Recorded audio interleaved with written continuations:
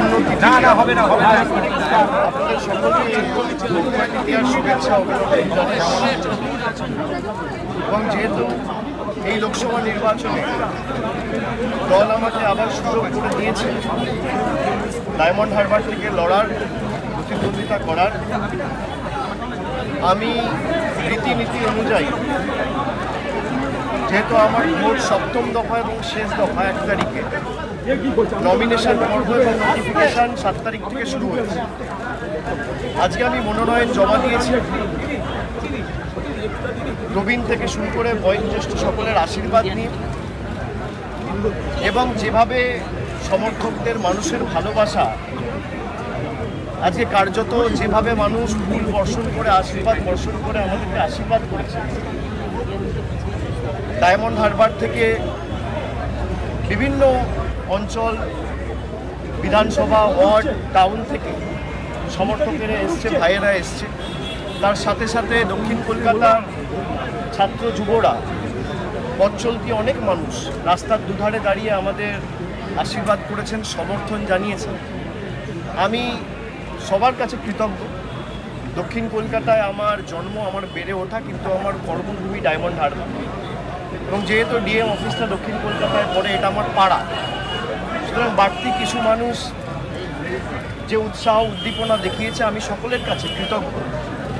এবং মনোনয়ন জমা দেওয়া মানে শুধুমাত্র লড়াই বা নির্বাচনে প্রতিদ্বন্দ্বিতা করার একটা সুযোগ নয়।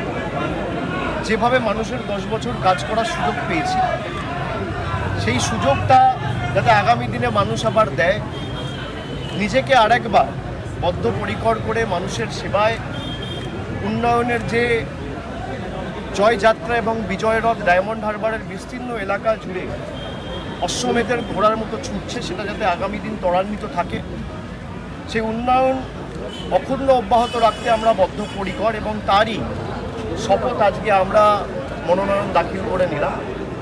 আমি আশা করব যেভাবে মানুষ বিগত দিনগুলিতেও তৃণমূলের প্রতি সমর্থন, ভালোবাসা, আশীর্বাদ, দোয়া, নিজেদের সমর্থন রেখেছেন, আগামী দিনও ব্যতিক্রম হবে না।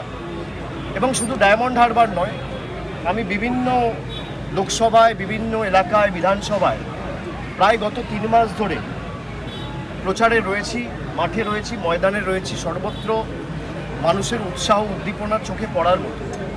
এবং আমার দৃঢ় বিশ্বাস যে বাংলা বিরোধীদের বিসর্জন শুধু সময়ের অপেক্ষা।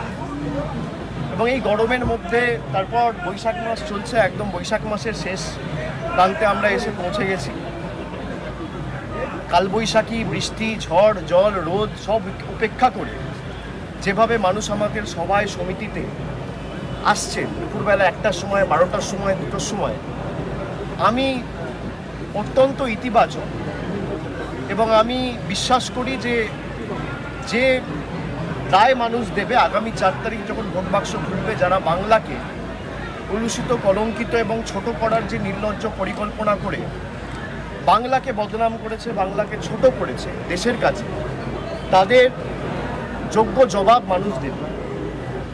এবং আজকে আমি মনোনয়ন জমা দেওয়ার পর আমি ডায়মন্ড হারবারের মানুষের কাছে, মায়ের কাছে, ভাইয়ের কাছে, ডায়মন্ড হারবার আমার পরিবার, আমি হাত জোড় করে বিনম্র চিত্তে সকলের কাছে আবেদন করব, নিবেদন রাখব যে যেভাবে আমি আপনাদের 2014 সালে লোকসভায় প্রথমবার প্রতিদ্বন্দ্বিতা করার সময় কথা দিয়েছিলাম, 10 বছর আপনাদের বিপদে, আপনাদের দুঃখে আমার সামর্থ্য এখতিয়ার অনুযায়ী যেখানে পেরেছি, কোভিডের সময়, বিধ্বংসী ঘূর্ণিঝড়, বুলবুল, যশ, আমফান, বিভিন্ন সংকটের সময়, উৎসবের সময়, ঈদ হোক বা দুর্গাপুজো হোক বা কালী পুজো হোক, জগদ্ধাত্রী পুজো হোক, খেলা থেকে শুরু করে মেলা, সর্বত্র আমাদের প্রতিনিধিরা আজকে সব এমএলএরা আমাদের সাথে ছিল।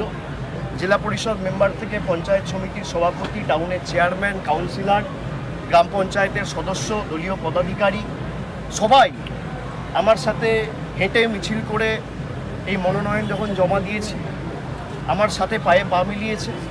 অগণিত মানুষ পায়ে পা মিলিয়েছে। আমি আশা করব যে মানুষ যেভাবে আমাদের ভালোবাসা, আশীর্বাদ দিয়েছেন, একইভাবে ভালোবাসা আশীর্বাদ বর্ষণ করে আমাদের জয়ের ধারা এবং ডায়মন্ড হারবার থেকে জয়ের ব্যবধান শুধু বাড়বেই না, যাতে বাংলার মধ্যে 1 নম্বর স্থানে থাকে, সেটাও আমি মানুষকে অনুরোধ করব সুনিশ্চিত করার জন্য। যদি উন্নয়নের ক্ষেত্রে ডায়মন্ড হারবার 1 নম্বর হয়, জয় এবং প্রাপ্ত ভোটের ক্ষেত্রেও আমি আশাবাদী। মানুষের জন্য যদি কেউ কাজ করে, মানুষ কোনোদিন মুখ ফিরিয়ে নেয় না।